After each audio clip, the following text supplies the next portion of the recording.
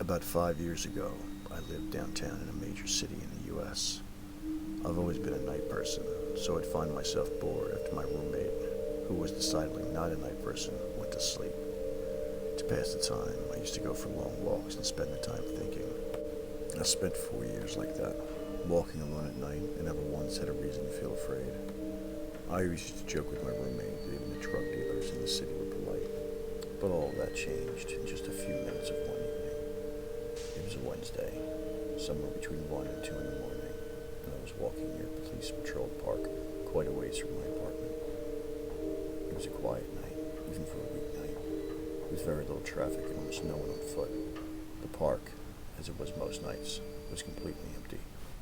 I turned down a short side street in order to loop back to my apartment when I first noticed him. At the far end of the street, on my side, was the silhouette of a man dancing. It was a strange dance, similar to a waltz, but he finished each box with an odd forward stride. I guess you could say he was dance walking, headed straight for me. Deciding he was probably drunk, I stepped as close as I could to the road to give him the majority of the sidewalk to pass me by. The closer he got, the more I realized how gracefully he was moving. He was very tall and lanky and wearing an old suit. He danced closer still until I could make out his face. His eyes were open wide and wild, head tilted back slightly, looking off at the sky. His mouth was formed in a painfully wide cartoon of a smile. Between the eyes and the smile, I decided to cross the street before he danced any closer. I took my eyes off him to cross the empty street. As I reached the other side, I glanced back, and then stopped dead in my tracks. He had stopped dancing, and was standing with one foot in the street, perfectly parallel to me. He was facing me, but still looking skyward, smile still wide on his lips. I was completely and utterly unnerved by this.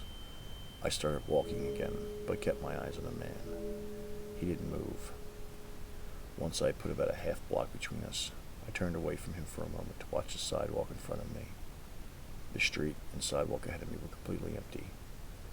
Still unnerved, I looked back to where he had been standing to find him gone. For the briefest of moments I felt relieved, until I noticed him. He had crossed the street, and was now slightly crouched down. I couldn't tell for sure due to the distance and the shadows, but I was certain he was facing me. I had looked away from him for no more than 10 seconds, so it was clear that he had moved fast.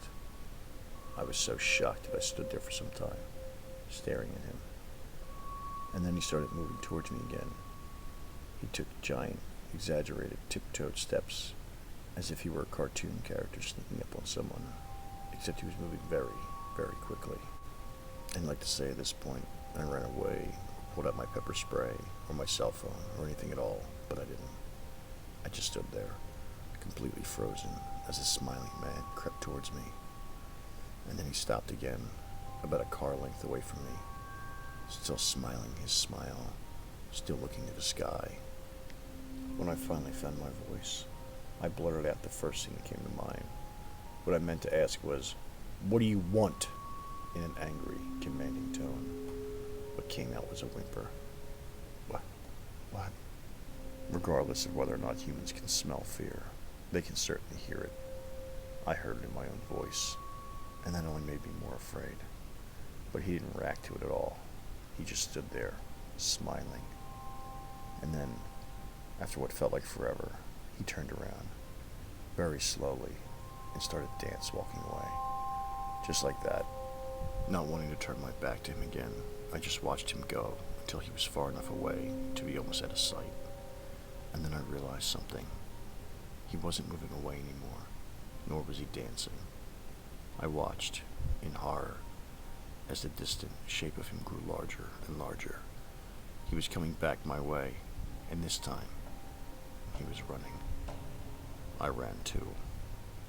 I ran until I was off the side of the road and back onto a better lit road with sparse traffic. Looking behind me then, he was nowhere to be found. The rest of the way home, I kept glancing over my shoulder, always expecting to see his stupid smile, but he was never there. I lived in that city for 6 months after that night. and I never went out for another walk. There was something about his face that always haunted me. He didn't look drunk. He didn't look high. He looked completely and utterly insane. And that's a very, very scary thing to see.